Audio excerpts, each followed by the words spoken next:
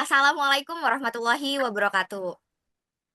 Waalaikumsalam Waalaikumsalam warahmatullahi wabarakatuh. warahmatullahi Selamat pagi wabarakatuh. rekan-rekan online sekalian dan selamat pagi kepada narasumber-narasumber hebat hari ini serta tentunya selamat pagi kepada dosen-dosen FKIP Untirta. Nah, pada episode kali ini di Education Online Podcast 2025 kita akan melanjutkan topik sebelumnya di mana pada topik satu kita telah membahas tentang pembelajaran diferensiasi secara general. Nah, untuk mendukung pemahaman kita lebih lanjut tentang bagaimana sih pembelajaran berdiferensiasi itu dapat dilakukan, maka pada kesempatan kali ini kita akan mengulik nih salah satu jenis pembelajaran berdiferensiasi yaitu berdiferensiasi konten dengan mengusung tema memahami pembelajaran berdiferensiasi melalui diferensiasi konten. Nah, untuk seperti kita ketahui bahwa setiap peserta didik ini memiliki karakteristik yang unik ya, teman-teman sekalian, di mana bisa dari kemampuan akademiknya, ataupun gaya belajar, minat belajar, ataupun motivasi belajar. Hal ini juga seperti yang diucapkan oleh Bapak Pendidikan Indonesia kita, Ki Hajar Dewantara, yang menyatakan bahwa peserta didik memiliki karakteristik yang unik. Untuk itu, untuk mendukung kebutuhan peserta didik, maka diperlukan pembelajaran berdiferensiasi. Salah satunya diferensiasi konten. Nah, di pagi hari ini tentu saya tidak sendiri. Saya ditemani oleh rekan saya, ada Ibu Siti Muntati. Halo Ibu Siti Muntati, apa kabarnya? Halo Bu Pipi dan semua rekan dan narasumber. Ya, terima kasih sudah berkenan dan mau mengikuti acara hari ini ya, Bu. Dan selanjutnya juga saya didukung oleh expert-expert kita yang sudah berkenan hadir untuk memaparkan materi hari ini. Ada Ibu Siti Murni dari perwakilan SDN Tebong 2. Selanjutnya ada Ibu Nadia Junitasari dari SDN Serang 21. Lalu narasumber yang ketiga ada Ibu Mega Mulia dari SDN Sumber Sana. Dan selanjutnya ada dari SDN Sempuh, diwakili oleh ibu kita, Ibu Yunita Arya Tuningsih. Dan narasumber terakhir kita ada Ibu Marcella Natalia dari SDN Banjar Agung 5. Terima kasih semuanya. Nah, untuk melanjutkan pemaparan materi selanjutnya, saya kembalikan ke rekan saya, Ibu Siti Muntati. Dipersilakan, Bu. Ya, terima kasih kepada Ibu Vivi atas waktunya. Nah, ternyata menarik sekali ya apa yang akan kita bahas pada pagi hari ini dengan menyusung tema yaitu memahami pembelajaran berdiferensiasi melalui implementasi diferensiasi konten. Tentunya dengan berbagai narasumber di jenjang SD dan juga di sekolah-sekolah yang berbeda. Nah, langsung ke penjelasan mendalam mengenai aspek konten ini mungkin ya.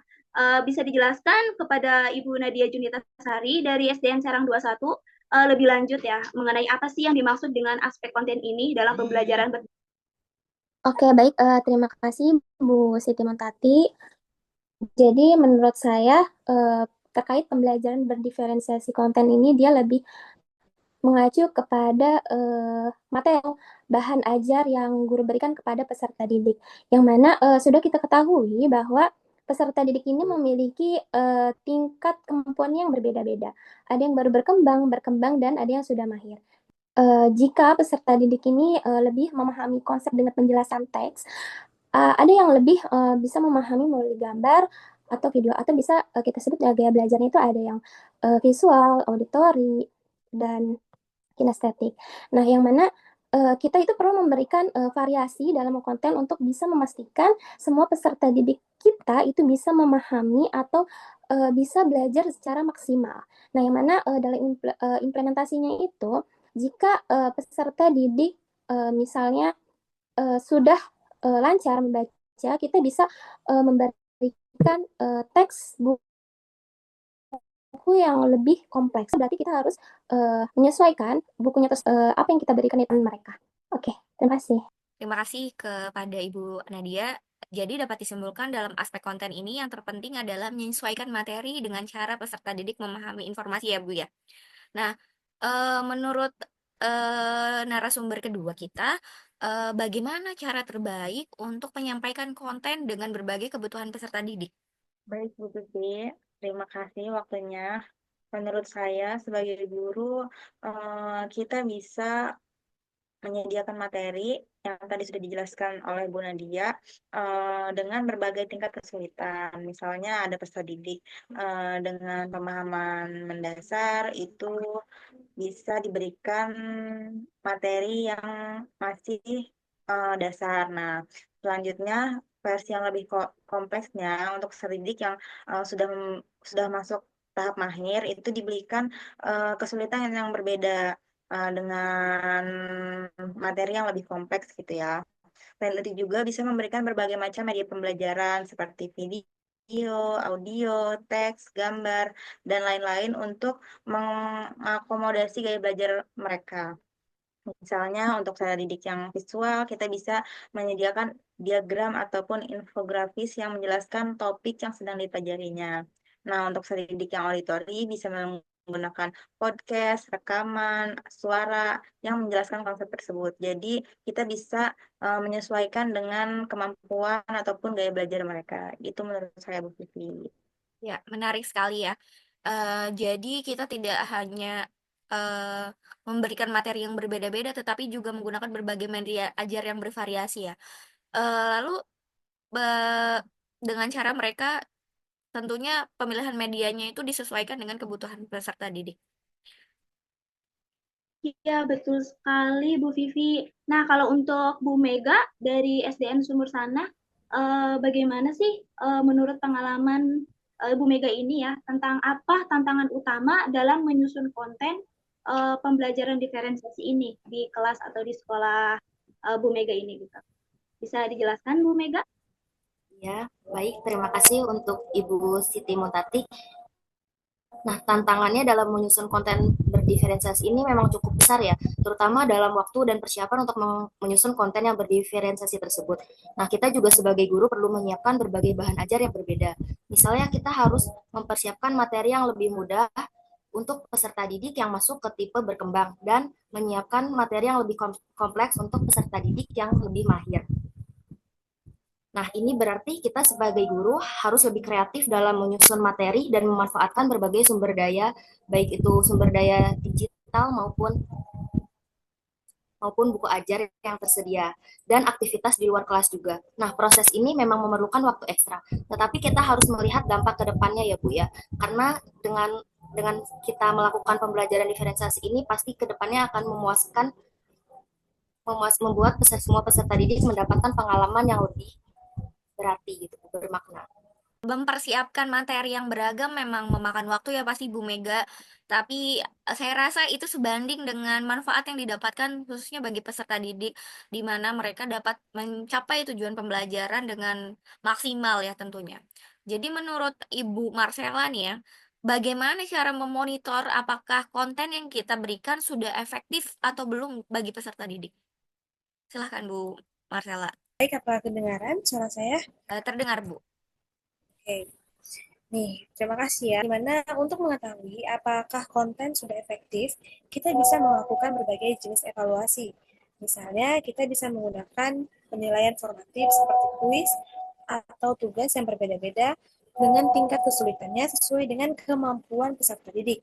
Nah, selain itu, feedback dari peserta didik juga sangat penting dengan meminta peserta didik memberikan umpan balik mengenai materi yang mereka pelajari, kita akan tahu apakah materi tersebut sesuai dengan pemahaman mereka.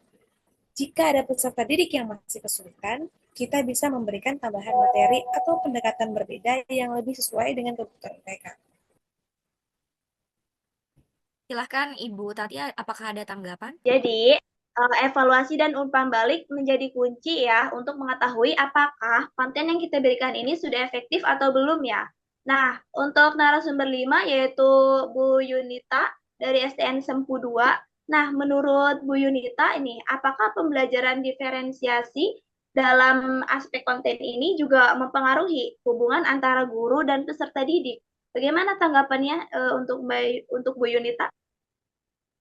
Ya baik, Ibu Siti Muntati selaku co-host, terima kasih. Ya, kalau menurut saya sih ya, pasti ketika kita memberikan materi yang relevan dan sesuai dengan kebutuhan peserta didik, mereka akan merasa lebih senang ya, terutama karena dihargai dan dipahami. Tentu saja itu membangun sebuah hubungan yang lebih baik antara guru dan peserta didik itu sendiri ya. Nah, peserta didik dan guru merasa akan lebih dipedulikan gitu. Jadi peserta didik dipedulikan oleh guru karena mereka dipertimbangkan cara belajarnya dan akan memberikan rasa ingin terus belajar gitu. Jadi peserta didiknya lebih giat untuk belajar karena pembelajaran berdiferensiasi konten tersebut. Nah, dan pendekatan ini juga peserta didik akan lebih aktif dalam proses pembelajaran karena merasa materi yang disampaikan itu sesuai dengan keinginan mereka kayak gitu. Dan mudah untuk diakses juga tanpa menjadi beban bagi peserta didik. Menurut saya sih seperti itu, Bu. Ya, sangat menarik ya Ibu Yunita. Jadi aspek konten ini dalam pembelajaran berdiferensiasi tidak hanya berfokus pada materi, tetapi juga bagaimana kita membangun sosial emosional kita ya antara peserta didik dan guru. Tentu bagaimana Ibu Siti Muntati tanggapan dari kelima narasumber kita pagi ini? Ya, pembahasan kita ini pada pagi hari ini sangat menarik ya tentang tema ini.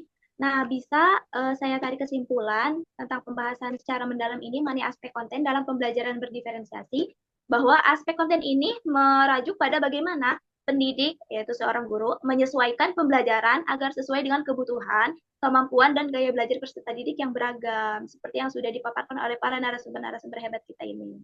Seperti itu ya.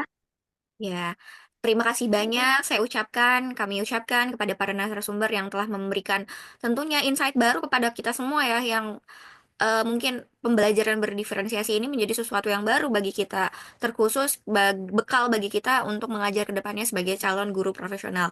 Saya merasa pembelajaran berdiferensiasi, terutama diferensiasi konten ini, adalah langkah yang penting untuk menciptakan pengalaman belajar yang lebih inklusif dan efektif serta bermakna bagi peserta didik.